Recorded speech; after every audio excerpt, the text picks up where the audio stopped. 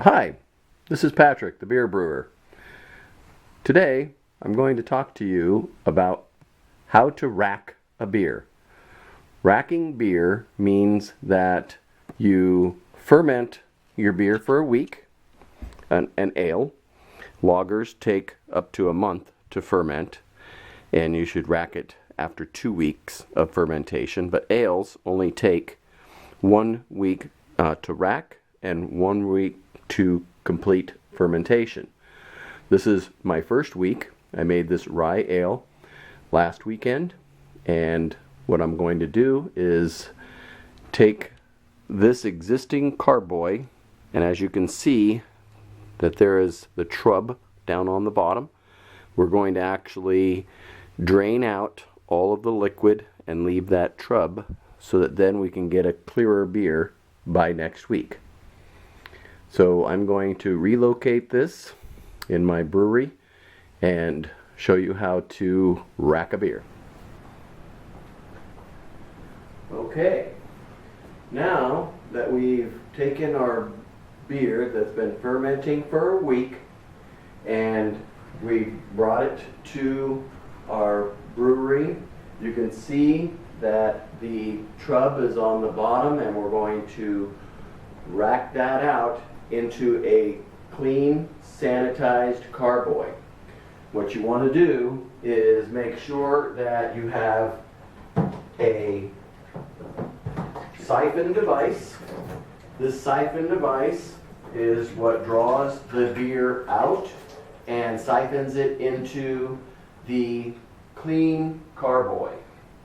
So once our siphon device is cleaned and sterilized, we're going to hold on to that. We're going to take our sterilized carboy, clean it again, make sure that it's as sterilized as can be. You want to take your siphon tube and put it inside your clean carboy, and we're going to take off our blow-off tube, put that in the sink to rinse out, and then we're going to slowly and not to agitate the beer, and put your siphon tube in gently. Make sure that it's in your clean carboy and begin your siphon process.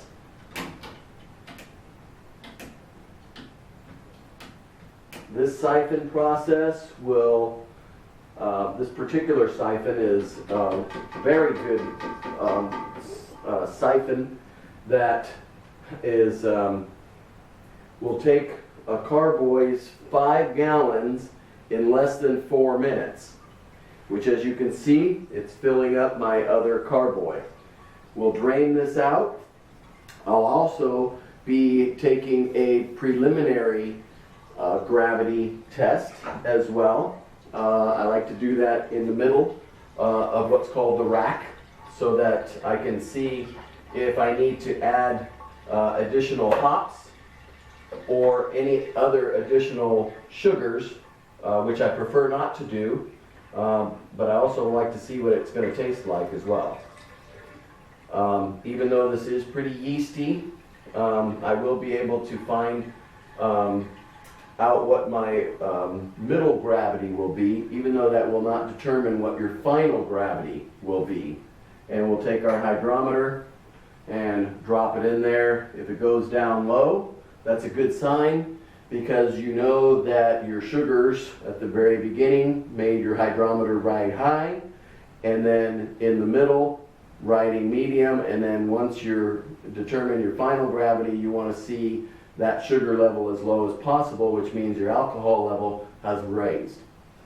Right now the carboy is filling, and what I use is just a little clip that keeps the siphon tube from going all the way down into this trub, because I don't want all the trub in there. I don't want to have a lot of what I'm trying to rack this for in the first place, and that's to clear out and get your beer as clear as possible.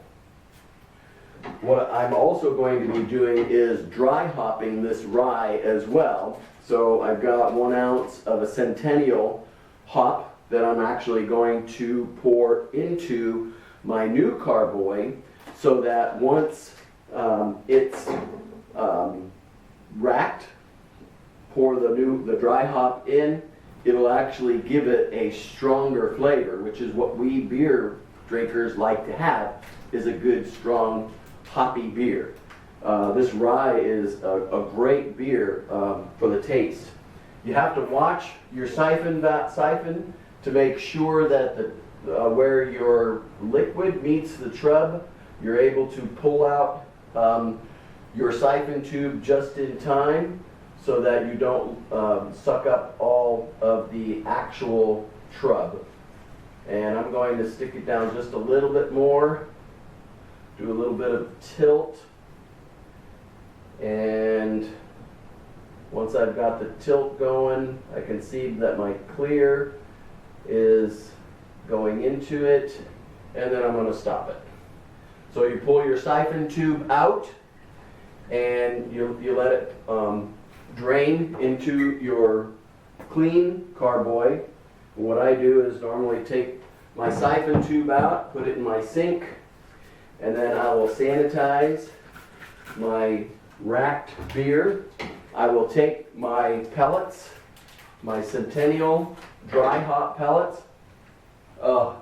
If you're a beer drinker and a beer brewer, you know how wonderful these hops really smell. And then what I'll do is I'll pour that directly into my racked carboy. And you don't want to agitate it, you actually want it to just stay right up on top. Once you have your dry hops put in, you can sanitize one last time. And you don't need a blow-off tube on the second fermentation, only on the primary fermentation, because you will not have a lot of foam coming up as you do in the first fermentation. So the second fermentation, you can get away with one of these bubblers and leave your temperature between 62 and 72 degrees on most ales. This will clear out a lot more. We did take some of the trub out of the first rack and then put it in the second, but it will also settle as well. That is how you rack a beer from your primary fermentator to your secondary fermentation. Thank you for watching, and I hope you enjoy all of this video series from Patrick at O'Hara's Brewery. Thank you.